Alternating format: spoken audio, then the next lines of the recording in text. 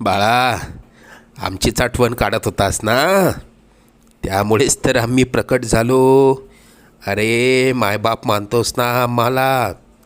मग तुला पैशांची गरज असताना सांगायचं ना. कोणापुढेही हात पसरू नकोस.